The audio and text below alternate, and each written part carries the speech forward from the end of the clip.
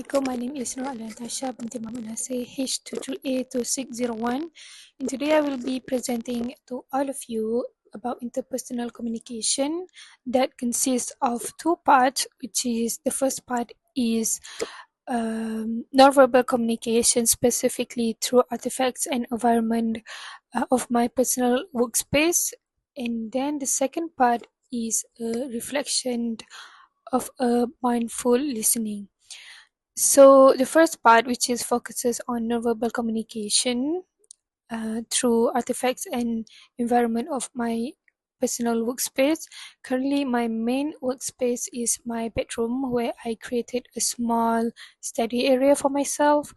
And when you look around the space, you can immediately notice several artifacts that silently communicates aspects of my personality and values. Firstly, there is a bookshelf filled with novels, motivational books, and also textbooks because this item communicates my deep love for learning, knowledge, and also self improvement. So, books to me are a symbol of curiosity and also growth. Secondly, on my desk, there is a photograph of my family. It shows that I value my relationship and love and also emotional support for my loved ones. I really depend on them, so that's why I put the photograph on my workspace. And then, whenever I feel a little bit stressed, or maybe just stressed or burnt out from studying or doing my assignments, I will just glancing at the photos, and it reminds me of why I am working hard. And it is to make my family proud and also build a better future for ourselves. So my environment itself designed for comfort and efficiency.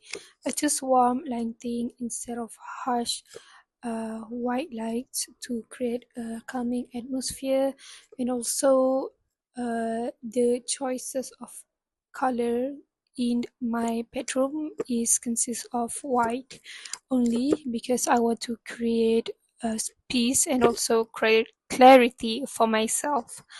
These environmental choices make a huge impact on my comfort, identity, and sense of security.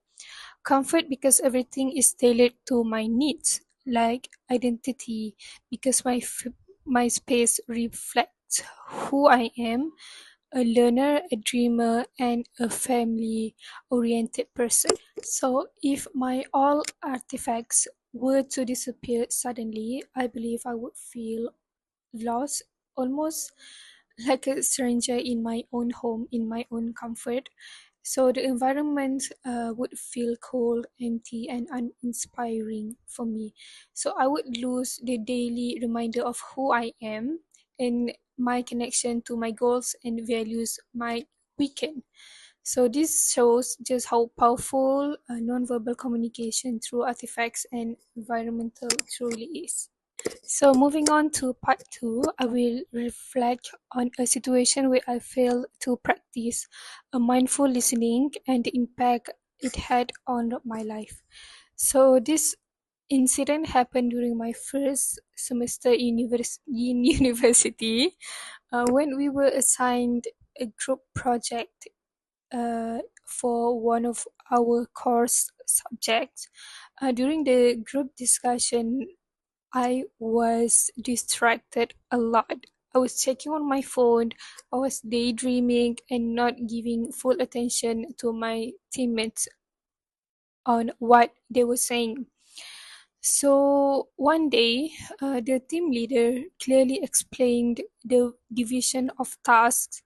However, because I was truly not listened, I misunderstood my responsibility and ended up working on completely different section than what I was assigned.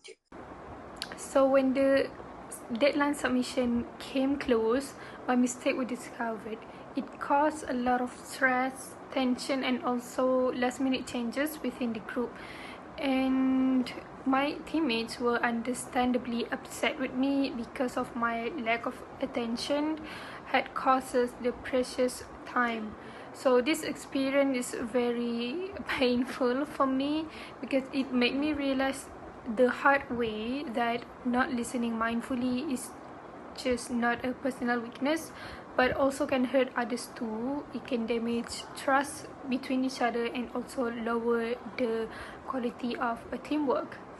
So from that day onwards, I committed to improving my listening skills. I learned that mindful listening means being fully present, putting away all distraction, making eye contact, and also nodding to show interest, understanding, and also empathy.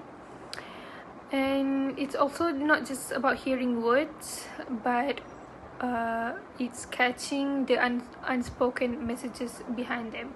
So it is very important to listen in that situation because group projects require strong collaboration.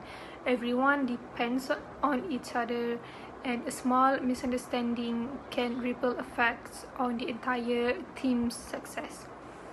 So today, whenever I'm in discussion, I always make sure that I actively listen because effective communication starts with being truly attentive. So in conclusion, through analyzing the artifacts and environment in my workspace, I have realized how deeply nonverbal and verbal communication shape our comfort, identity, and also a sense of belonging. Similarly, through reflecting on my failure to listen mindfully, I have learned that real communication requires full presence and empathy. So both verbal and non-verbal communication are essential tools for success in our professional and personal life. So thank you so much for listening, and thank you for your time and attention. I'm so sorry my mic ran out of battery at the last minute. So thank you. I hope I can see you in the next one. Bye.